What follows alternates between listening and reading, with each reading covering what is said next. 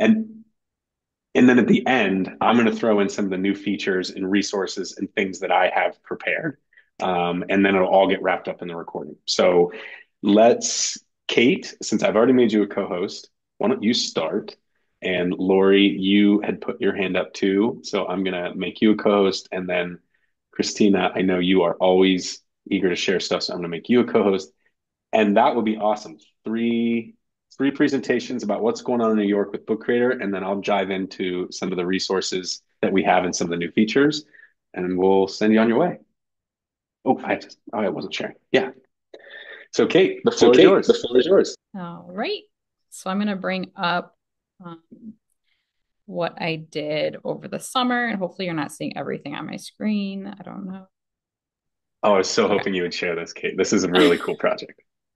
So over the summer, the we do a professional learning adventure, and we do it. It's different every summer. So we do it all asynchronously with our teachers. And this summer, we decided to offer up a book battle for them, and it's all 16 professional reading books. So we created this website, and then on the website one of our pages shows all of the reader responses that they could choose from. And if I scroll down to the bottom here, after all of their instructions, um, when after they've read the book or while they're reading the book, they can click on whichever title they read, and it will take them to a book creator that I made. And they do their reader response right in Book Creator. So when I click on one, it opens up to the book creator, and then they can edit it. And since it's in my library and it's shared as an assignment, once they've clicked on it, if they're logged into Book Creator, it creates their own book for them.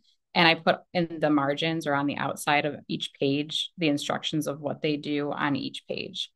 Um, and I actually made this as a template, and it is shareable and remixable. So that I can share with people at the end. And I think it's different. It was different for each category. Um, so let me just bring up when I go into Book Creator, all you have to do is create a new library. And so I'm just going to call it an example library. And then when you're in your library, um, you can add a book to the library. So let's see. I should go to my books and find my example here. I'm always fascinated to see which view people like better, the bookshelf view or the cover view. Just to say, I don't know why I'm saying that. Just think it's So I think, am I in the right spot? If I wanted to add this one to that library, yep, I copybook. would have to go back, right? And then go to assign to library. Just want to make sure I'm doing Yeah. it right. So click on the little Go books icon and copy the book to that new library. copy it to the example library. Here's my example. And now when I go to all of my libraries, I would find my example library. And then there's the book, and it's a copy of the reader response and it's loading. But now I can set this book up as an assignment for anybody who joins um, by clicking the share button and then selecting assign book and then starting it as an assignment. And then anybody who joins this library will get it as an assignment. And I just use the invite code and popped that in and linked it to the book on the website.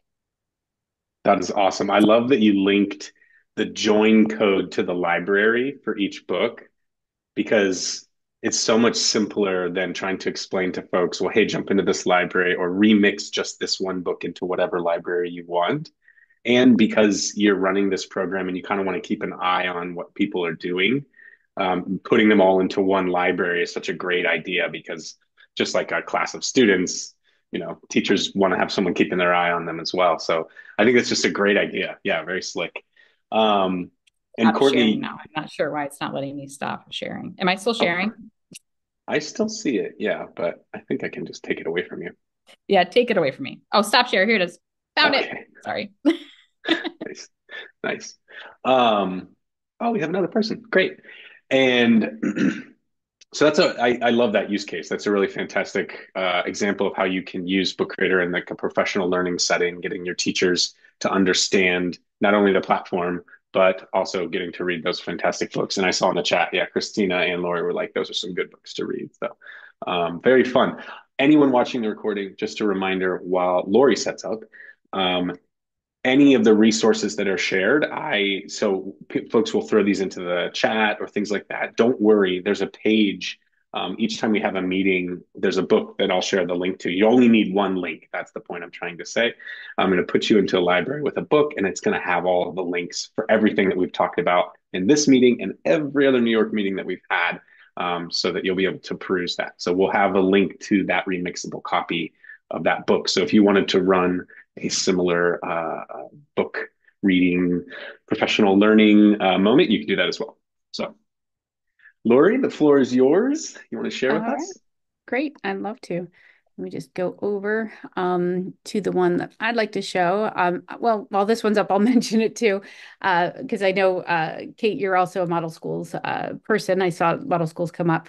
But within Book Creator, we created our model schools library. I hope my things aren't floating in your way. If they are, let me know. No. But okay, good.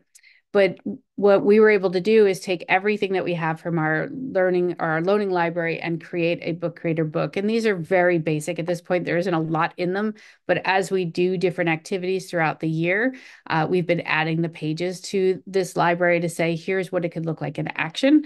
But it's a good way for people to see what we have and then borrow. So if I pull up like this Tony's one, for example, what it has is the link to the catalog, so that they can reserve it, and then it gives the way everything is built up. So this one we've separated into kits, so each kit will have a page, and then all of the Tonys that go along with it are on the following pages beyond it.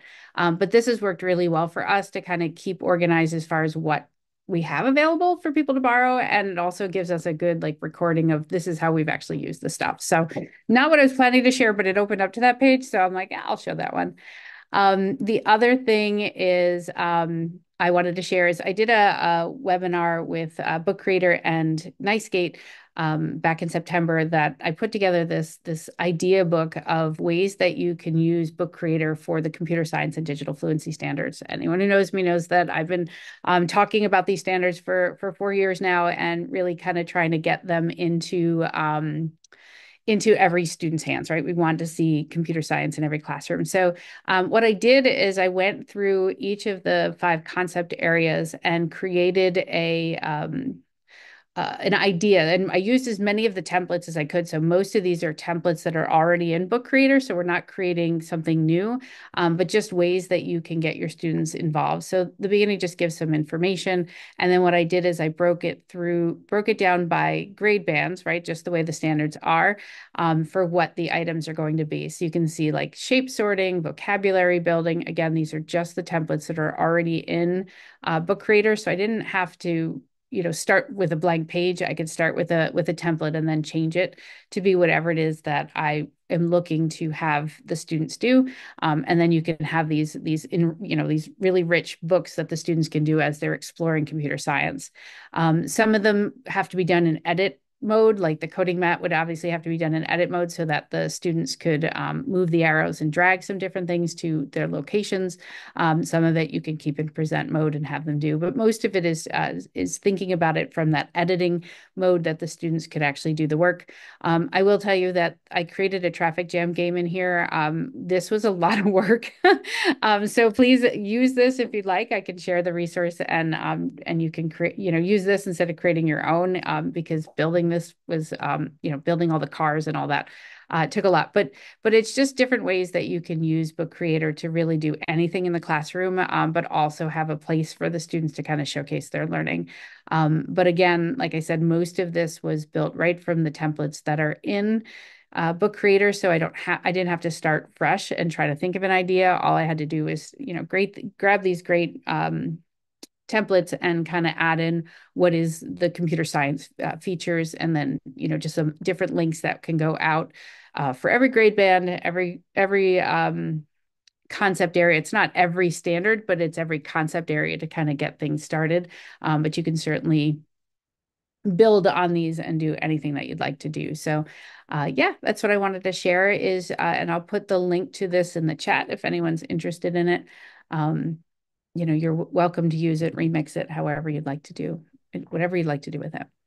Yeah, that is an awesome book, and so rich with activities. Thank you so much for sharing that.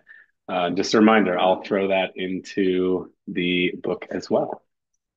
And Laura, you've got a couple of pages in there, I think, of resources and stuff that you've shared in the past. So Yeah. I'll Yeah, I make you like a to new share. one. You know. Love it, love it. All right, Christina, it is your turn. Okay, so I'm gonna go. Can you hear me? Yep. Yep. Okay, great. I'm gonna go into. I've got two screens, or hopefully this works. I'm going for it. Can you see my Yeah, books? looks Yeah? great. Okay, good. So I am addicted to the templates. I must say I am totally addicted. So I've been using Book Creator for professional development as well. And most classes I give, whether college classes or in-service classes, there is a book. And so they can create their own book. This was on mindfulness and decluttering, and they can do whatever they like. But in the book, I always put the directions on the side. That is just my jam. That's what I do, and I always put that on the side so they don't need to go. And this is for students, and this is for adults as well. They don't need to go to anywhere else to find the directions. They're always in the book. And then I've been using the templates, and just this is on like time management, stress reduction, and again, just using the simple templates are there, and me putting my little GIFs over there and my directions. So Christina, that, can I ask you to do one thing for me? Will yeah. you, because there's a couple of folks new to Book Creator and they might not Mhm. understand what it means to put something in the margin. Oh, okay. Will you show the book in read mode so you Sure. can see the difference? So this is the book and read mode. So you see nothing on the outside, right? And so you could put comments in for your students. You could put little feedback stickers. You could do whatever you like, and you can use the comment feature, or you could put in information on the outside. But that's what it looks like in read mode. And then in the editing mode, I always put these little things in here. Nice.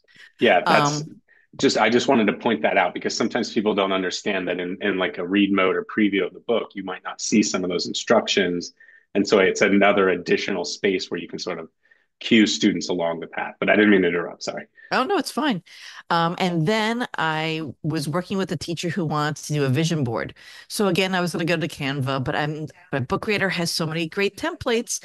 And so I started creating a book of goal setting, and I just grabbed all the goal setting templates. And then he walked in today. I go, well, here's all the goal setting templates. I narrowed them down for you. Let's go shopping. And we pulled out what we wanted. And within a few minutes, I was able to, and I made these. I share these out with my special education department. But he's health. And so we went shopping, and I was able to very quickly create the goal setting book. Let me bring you all the way to mine. And the kids were able to make their own. We just started today. Um, but again, directions in here. And then I always give feedback little stickers. So give them all Halloween ones this time on the side, even though they're in the process of working. And this is how to learn how to use Book Creator. So it's a link to my website that has all the Book Creator resources. And again, the directions are all on the sides. And I said, you have to do the cover, you have to do about the author page, and then 3, 4, 5, 6, and 7. They can do that. And then there were just so many great templates. So I threw them all in there, all the goal setting ones, and I said, choose 3 others. So it's really nice because you can give the kids, they can be creative. They could take a template, they could change the color, they can add images, they can move things around, but they're not looking at a blank screen. And I was working with 11th graders today. There's no blank screen. There's something already there that they Mm. can do something with. And again, they don't need to leave. Everything's right here. And the book looks great without those little doodads on the sides. And this was super easy to do, just grabbing those templates. And the students, again, they have to do 7 pages, and then they have choices for their own 3. Mm. Love that. Love the choice and just the ownership of your own goals. Like it should look the way you want it to look and be as useful for you as it needs to be. That's I awesome. always think like the tool should be easy to use because the content's hard enough, Fair, fair. right? They shouldn't be struggling with the tool. They should be thinking more about the content, and the tool should be like intuitive. And that's why I love Book Creator. Yeah, I was just gonna say, Allie, I'm gonna steal that quote too. I say it too, but I don't say it that succinctly as you do. Um, Thank you. Anything else you want to share? Sorry, I'm sort of No, jutting because in. I have to run to a class to teach Ah, this again in a few minutes, but I will put the link in here before I go. thank you. Thank you. Yeah, and I will pull those links out and put them into the book I'm about to show you. So I have, oh, why do you do this, Zoom? Why can't you just stay the way you were? I have put together this library, and I just put a link to the chat in the chat to join this particular library. But if you're someone who likes those codes, there it is for you on the screen.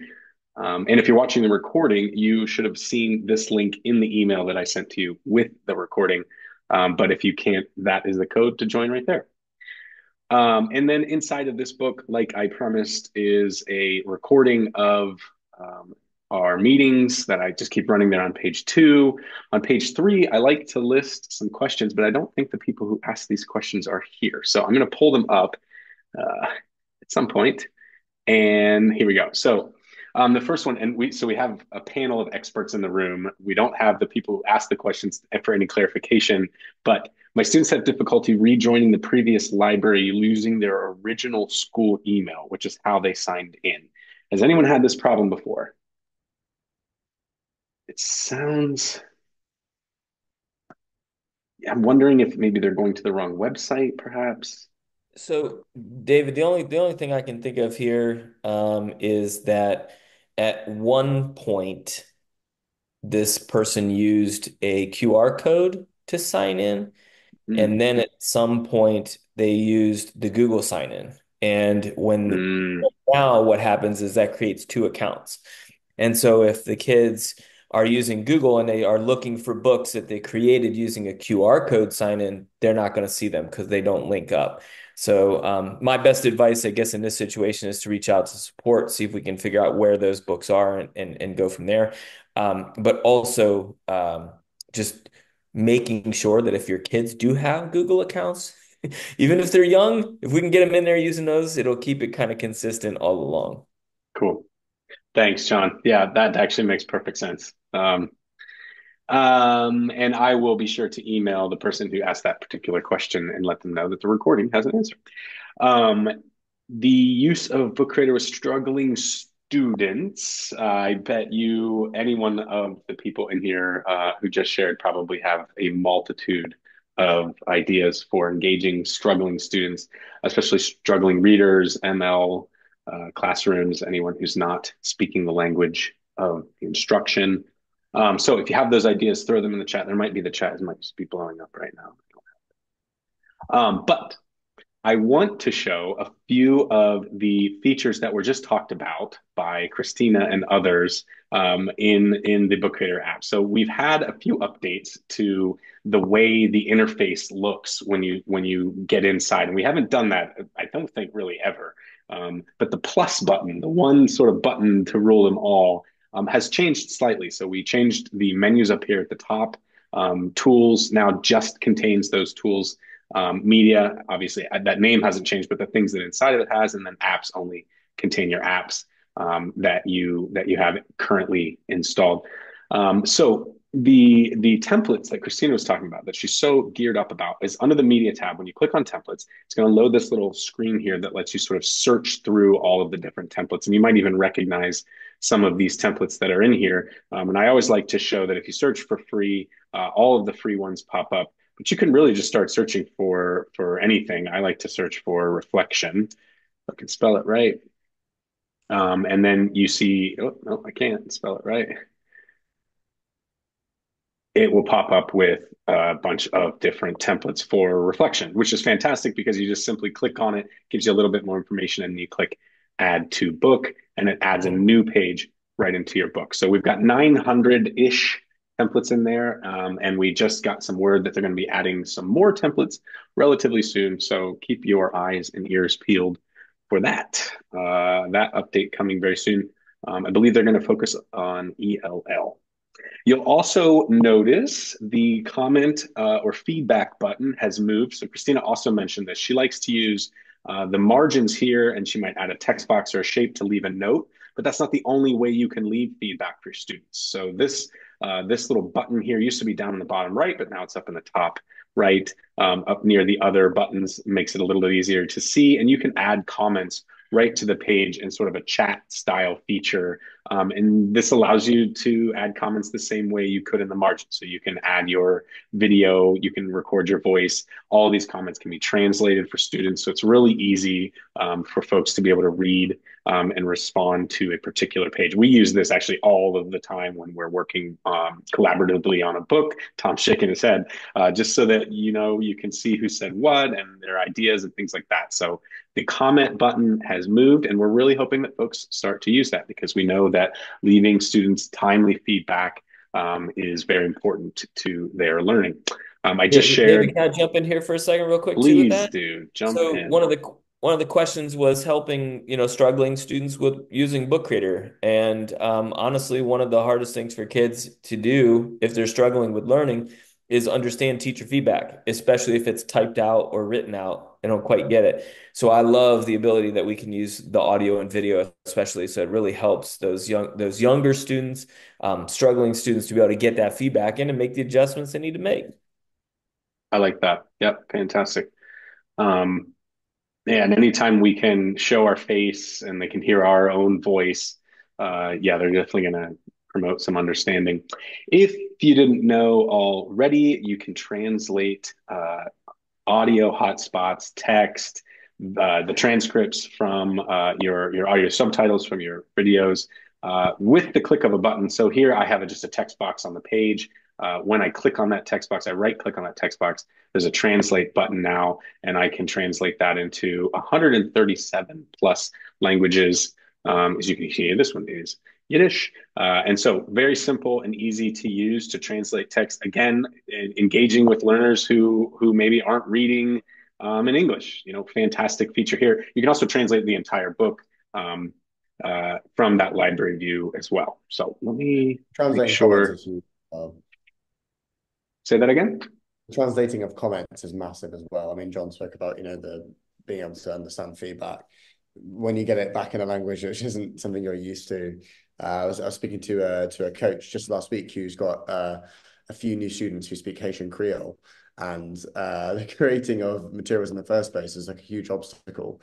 And being able to sort of give feedback which they can genuinely understand and take on is massive. So I think that makes it's such a game changer for the actual engagement with them. Never mind being able to use the same resource, being able to actually communicate with them when maybe normally you can't is yeah, really big. I have a school district, Tom, who uses Book Creator to create books about the district for all of the 127 languages that they have in their district.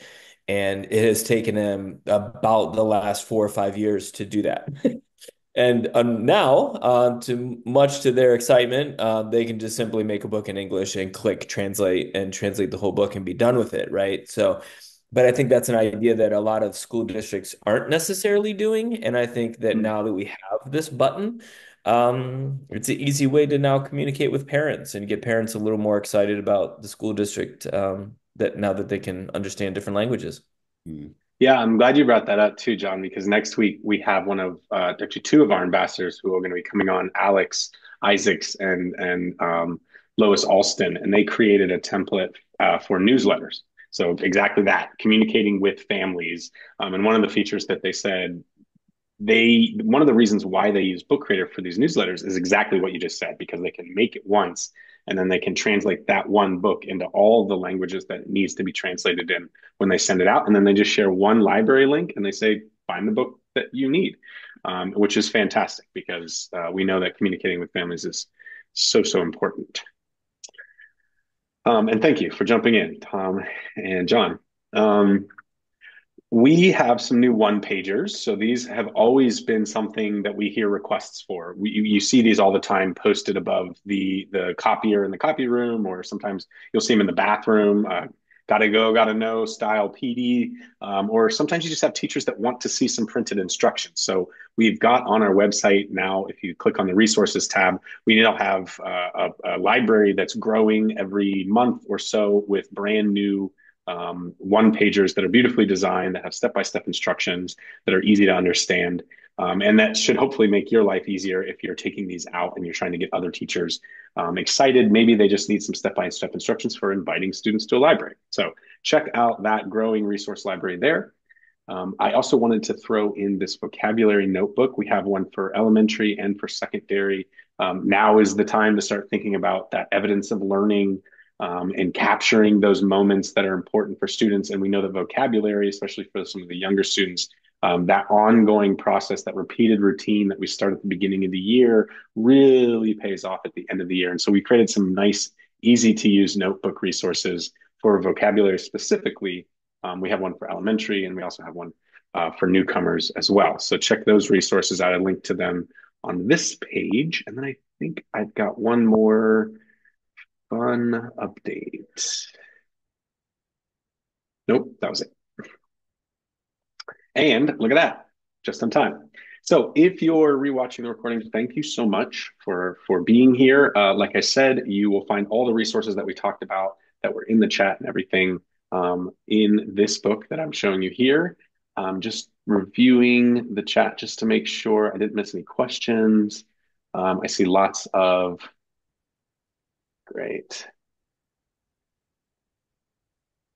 I see people talking about the resources that they have. Heather, I would love to see, maybe if you wanted to email me those or share those, I'd love to add them to this book as well.